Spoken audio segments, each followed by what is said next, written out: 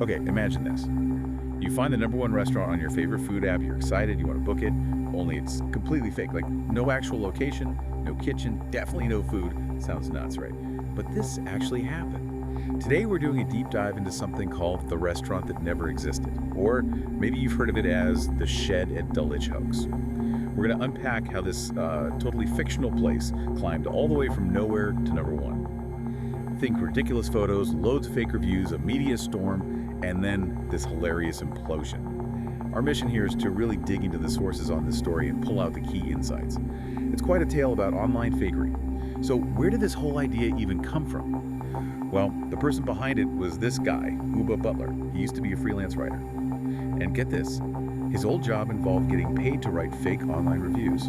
Seriously. Yeah, that context is pretty crucial, isn't it? He already knew the system, so to speak. Exactly. So he's sitting there knowing how easy it is to fake reviews. And he thinks, what if I just beat up the whole restaurant? It's such an audacious thought, almost like a prank taken to the extreme. Totally. So he goes for it. He comes up with the name, the Shed at Dulwich.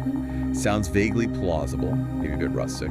Then he actually manages to get it listed on a big food review platform. Which is kind of step one in making it seem real, right? Just getting it on the map, literally. Right. He gives this deliberately vague address, basically his guardian shed, and sets up a burner phone number and the menu. This is where it gets, well, performance art almost. No real food. He mocked up photos using the most bizarre things, like shaving foam standing in for cream, bleach tablets in a bowl, and he even, apparently, posed his own foot to look like some kind of seared meat dish. No way, seriously, a foot.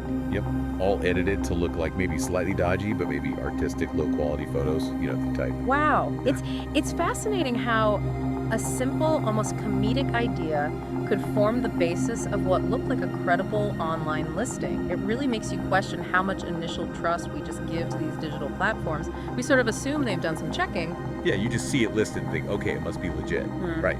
You don't immediately think, is that someone's foot? Exactly. There's an assumed authority, an assumed vetting process that maybe isn't always as robust as we think. So once it's listed, Uber doesn't just sit back. He starts actively gaming the system. He needs to climb those rankings. Right, because just being listed isn't enough. You need the buzz. Precisely. So his main tactic, he gets his friends involved. They start leaving tons of glowing, completely fake reviews. The classic fake review strategy. But these weren't just, yeah, it was good. They were packed with all those foodie buzzwords. Authentic, fresh, locally sourced, hidden gem. You know the drill. Painting a picture, creating a narrative around this non-existent place. Exactly. And here's the stroke of genius, really. He adds this line to the listing. Bookings by invite only. Ooh, the scarcity play. Very clever. Instantly makes it sound exclusive, hard to get into. People started wanting what they thought they couldn't easily have. That taps right into basic human psychology, doesn't it? The fear of missing out, wanting to be part of the in crowd. And it worked like a charm. The Shed at Dulwich just rockets up the rankings, from absolute zero to, eventually, the top spot in London. Incredible. Just based on fake reviews and manufactured exclusivity? The real-world effects started kicking in almost immediately. People were actually calling the burner phone, desperate for a reservation. Wow. Food bloggers, influencers, they all wanted to feature this hot, new, exclusive spot. Even, like, legitimate food delivery apps started trying to partner with this Shed. That's just wild. It shows how easily the online perception spilled over into real-world demand. So it makes you pause, doesn't it? Would we have been fooled? It sounds ridiculous now, but in the moment. It's easy to say no in hindsight. But I think this highlights the incredible power of social proof, even when it's completely fabricated. If you see enough positive signals, top ranking, glowing reviews, this air of exclusivity, it's very easy for your perception to be swayed. We're kind of wired to follow the crowd. It's like the hype becomes its own reality, almost. Pretty much. Manufactured desirability. If everyone seems to want it, you start wanting it too, questioning your own judgment if you don't. And is it just about scarcity, or is there something else, like wanting to feel special, being in the know? I think it's both.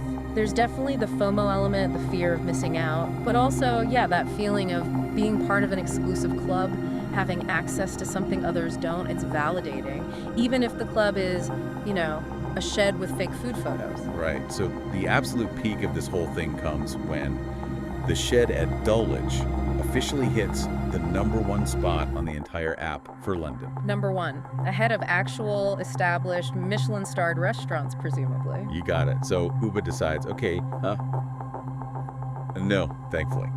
The menu reality was, let's just say budget-friendly. He served cheap frozen meals, like ready meals from a supermarket. Okay, so gourmet shed dining, this was not. Not even close. Yeah. But here's the amazing part. The guests. They apparently raved about it. Yay. Liked the frozen food. They seemed to genuinely believe they were having this amazing, exclusive culinary experience purely because of the hype they'd bought into. The power of belief was that strong, they convinced themselves it must be good. That is perhaps the most revealing part of the whole story. The expectation completely shaped their experience. Then, of course, the whole thing had to come crashing down. Uba himself revealed the hoax. He wrote an article spilling all the beans. Pulled back the curtain himself. Yep, and cue the media frenzy. The narrative flips instantly from, wow, amazing new restaurant, to, how on earth did this platform get fooled so badly? Lots of embarrassment all around. So, when you boil it all down, what are the big takeaways here? It seems almost like a prank, but there are deeper lessons, aren't there? Definitely. I think, first off, it just starkly shows the immense influence fake reviews can have. They literally built a #1 restaurant out of thin air. Yeah, terrifyingly powerful. Second, it really highlights how surprisingly easy it can be to manufacture credibility online. A fake listing, some clever wording, coordinated fake reviews. Yeah.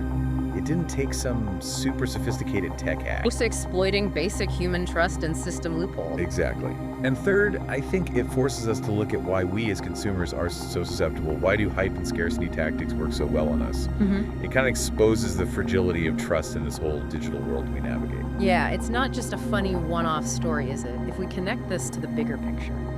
This whole thing feels very relevant to modern online culture. You see echoes of it everywhere, right?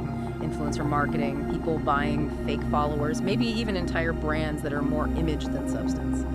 Absolutely, it's all about constructing a perception online, sometimes detached from reality. The shed was just a very literal, very blatant example of it. It really makes you question that line between what's a genuine experience or product and what's just really clever online construction. So thinking about this whole deep dive into the shed at Dulwich, it leaves you with a bit of a question, doesn't it? In this world where we're just flooded with information online, how do we actually tell the difference? How do we spot the genuine stuff from the cleverly built illusions? Maybe something to think about next time you're scrolling. Did you see anything online recently, any piece of information that just made you pause and go, hang on, is this actually real?